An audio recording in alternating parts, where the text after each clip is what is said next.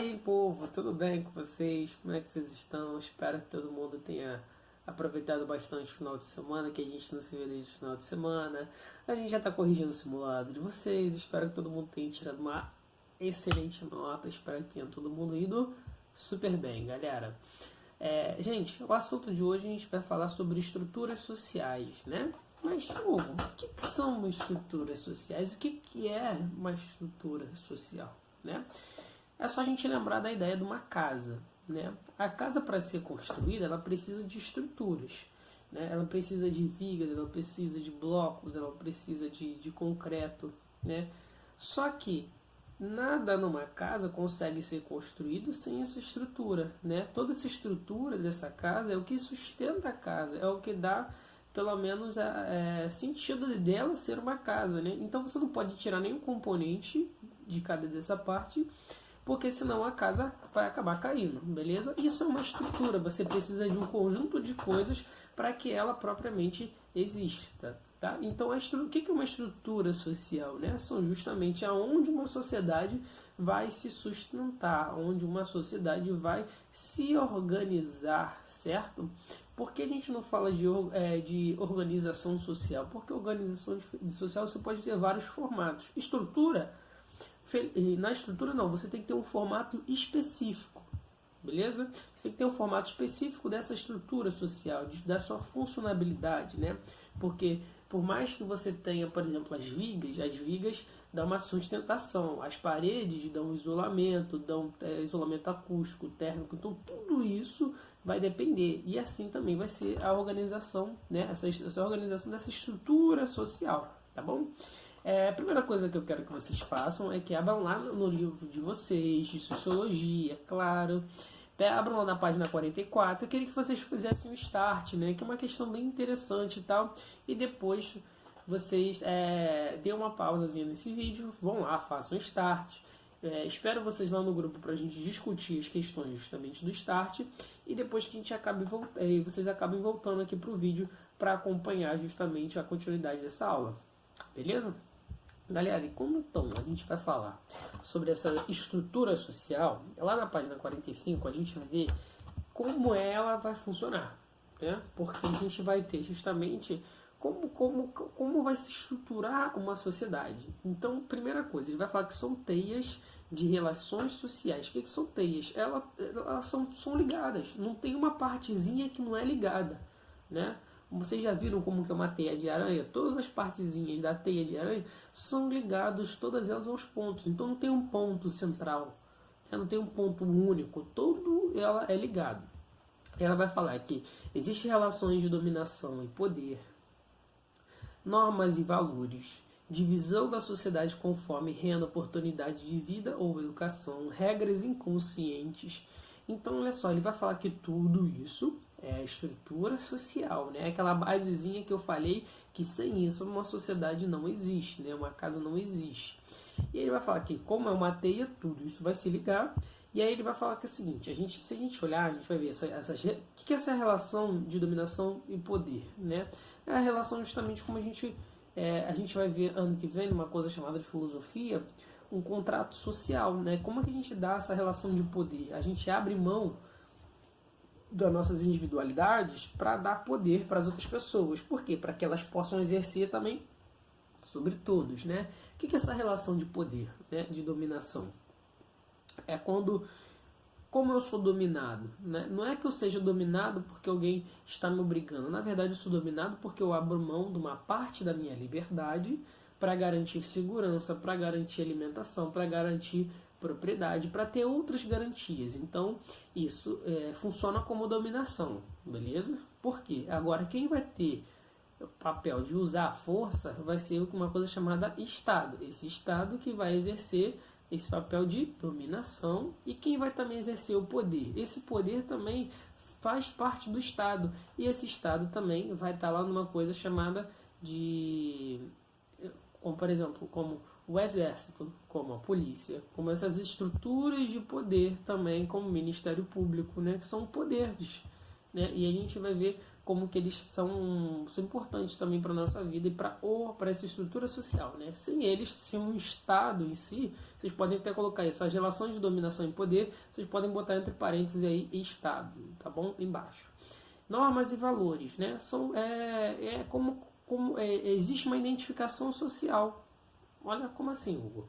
Olha, para a gente determinar normas, né? Normas são padrões de como devemos seguir, quais são os valores que a gente deve seguir, né? Esses valores são construídos a partir da ética, né? A partir da questão moral, a partir da questão principalmente da cultura, né? Como que nós culturalmente nos identificamos. E aí, através dessa cultura, a gente cria justamente esses valores. Por exemplo, a gente recebe a questão do valor cristão, como aqui a relação do pecado, como a relação também do ajudar ao próximo, né?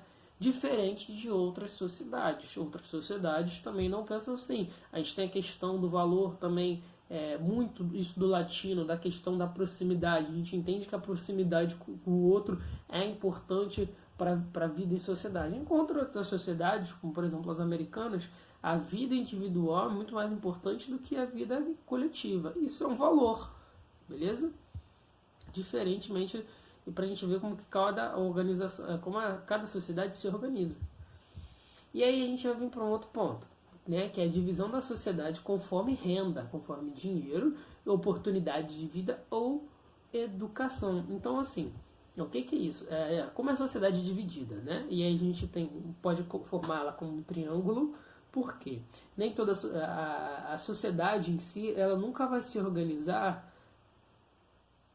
de outra forma, porque você vai ter grupos de cima que dominam, grupos intermediários que vão ser importantes também para fazer para interlocução entre as duas partes, né? E o grupo que é dominado. Tá vendo essa relação de poder que a gente falou anteriormente? Né? E a gente sempre vai ver que a classe política é uma classe que é dominante, né? Sempre está por cima. Por mais que a gente viva numa democracia, foi o que eu falei, a gente abre mão de algumas coisas para ter outras. Então, essa questão da divisão, primeiro que a gente divide a nossa sociedade não por quem tem mais poder, né? Por mais que exista uma classe política, mas por quem tem dinheiro, né? Porque o dinheiro vai dar oportunidade de vida, o dinheiro vai dar acesso a melhor educação, tá bom? Por isso que a nossa sociedade ela é dividida não como mais antigamente entre clérigos da igreja, entre nobres, entre camponeses, entre burgueses, tá bom? A gente vai dividir a nossa sociedade com quem tem mais dinheiro. Quem tem mais dinheiro, consequentemente, acaba tendo mais poder. Por quê? Quanto mais dinheiro eu tenho, né? Por exemplo, vocês se tornam empresários, né? Quanto mais dinheiro vocês tiverem, mais poder você vai ter, porque você tem mais capacidade de decidir sobre a vida das pessoas, certo? Um exemplo, todo mundo aí conhece, né? Ambev, aí de Campo Grande. Quantos milhares de pessoas trabalham ali na Ambev? Quantas pessoas dependem do que tem em torno da Ambev, né? E aí imagina, né? O Paulo Leisman, que é o dono da Ambev, ele resolve tirar essa fábrica daí de Campo Grande. Ele, a única pessoa. Ele exerce poder sobre as outras pessoas porque ele é o dono da fábrica. Ele é o dono de todas as fábricas de cerveja do Brasil e refrigerante, na maioria delas. E aí o que ele faz? Ele resolve tirar essa fábrica daí. Ele exerce um poder sobre as pessoas, um poder econômico e também exerce um poder político, porque o próprio prefeito também de Nova Iguaçu e do Rio de Janeiro não vai querer que ele tire a fábrica da Ambev dali, porque é importante para as pessoas que vivem ali. Então quem vai conversar com ele vai ser o prefeito.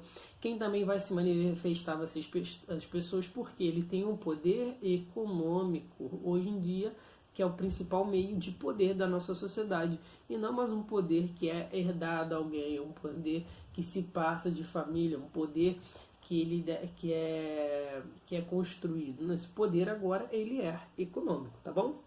E aí a gente vai ter uma coisa chamada de regras inconscientes, que a gente pode chamar até um pouco de etiqueta, né? Que é a forma de como a gente vai viver numa sociedade. O que são essas regras inconscientes, né?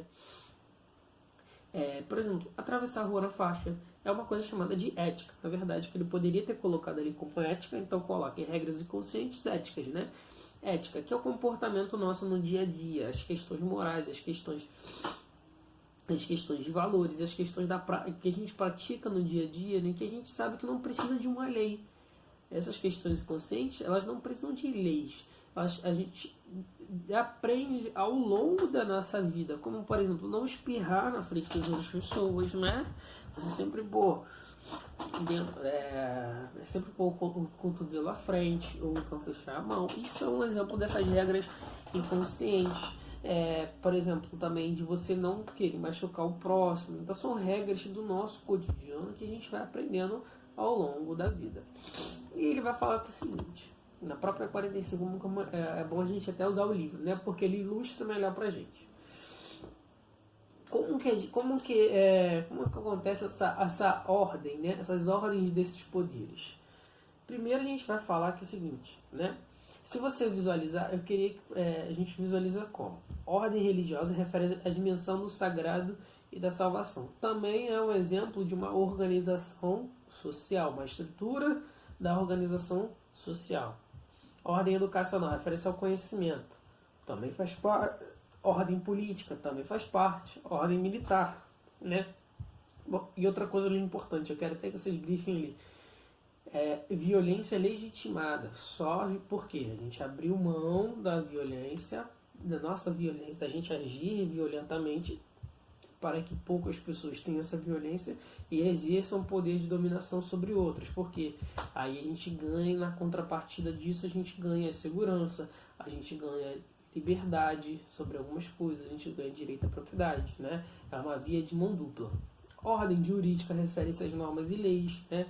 Enquanto o exército vai ter justamente a violência, a ordem jurídica vai ter a garantia dos nossos direitos.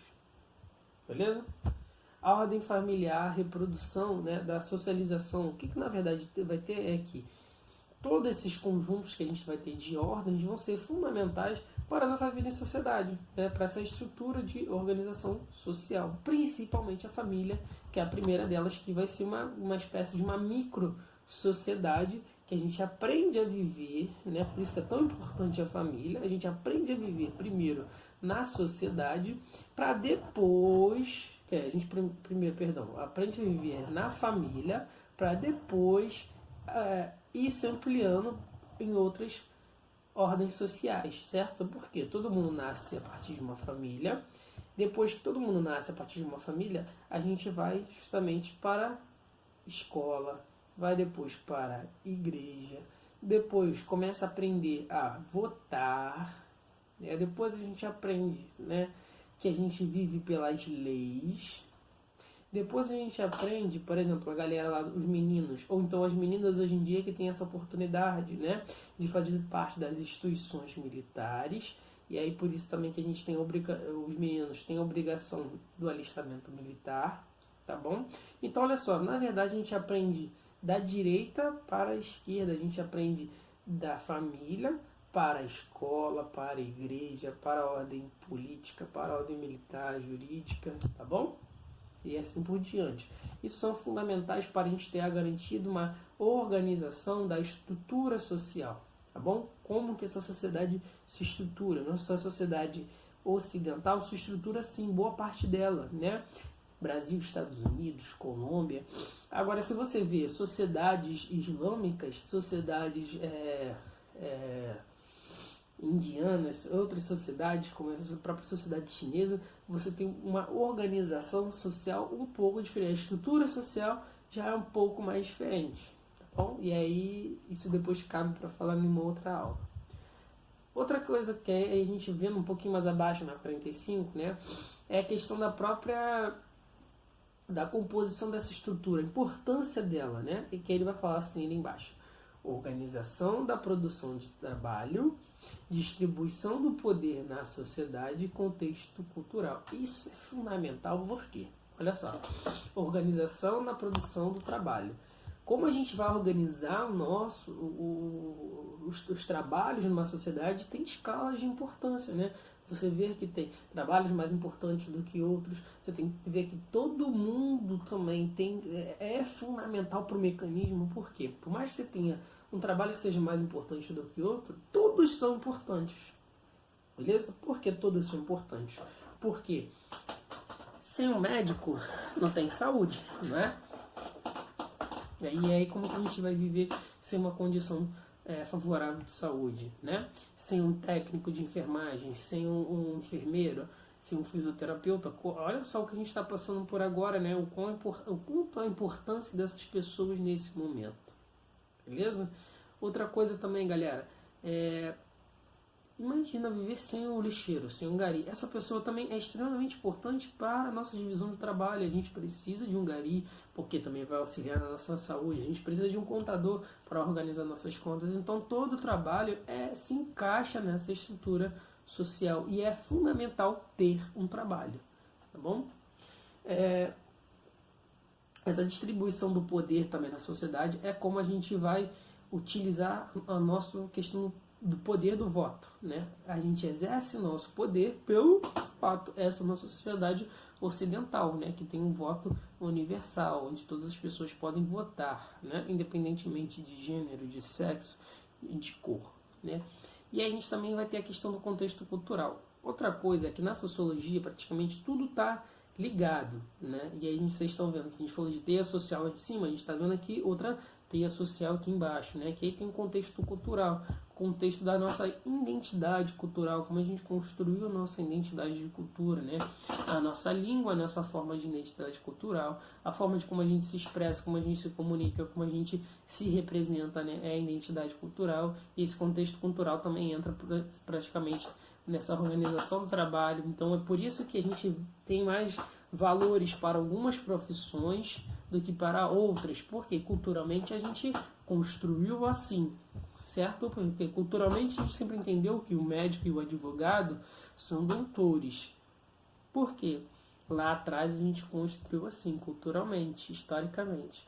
E a gente vai ver que a verdade não é assim, né? Doutor é um título acadêmico e não uma representação de algo, né?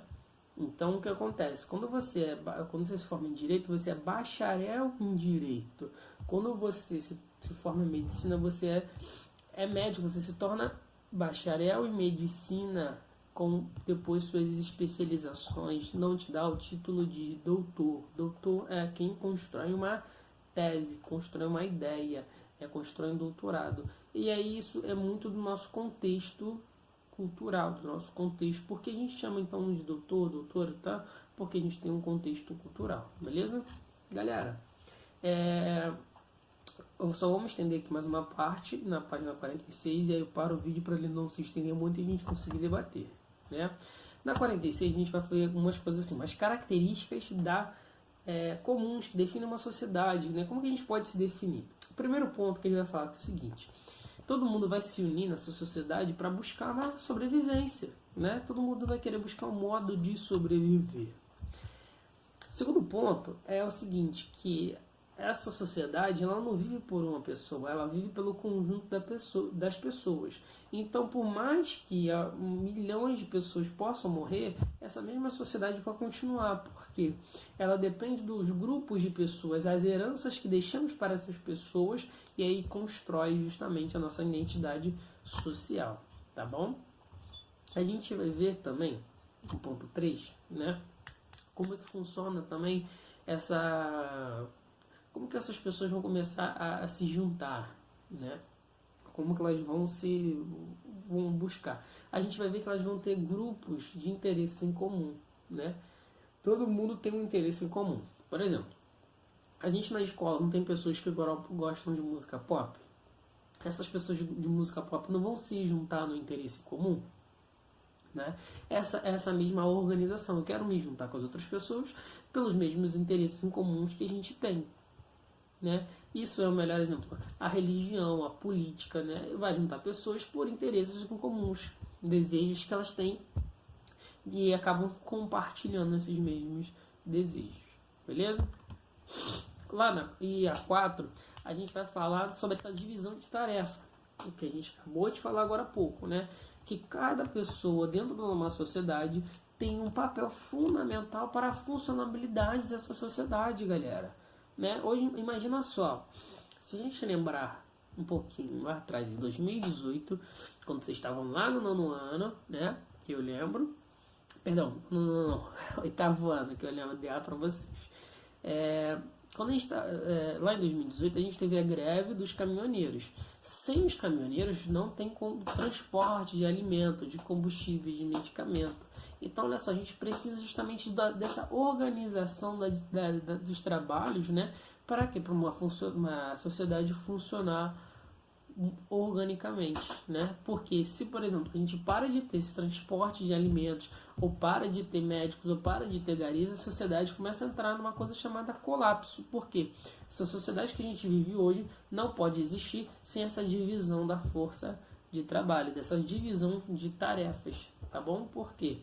Sem o médico, pessoas não são curadas. Sem o lixeiro, eu vou ter que agora criar um novo modo para se desfazer do meu lixo.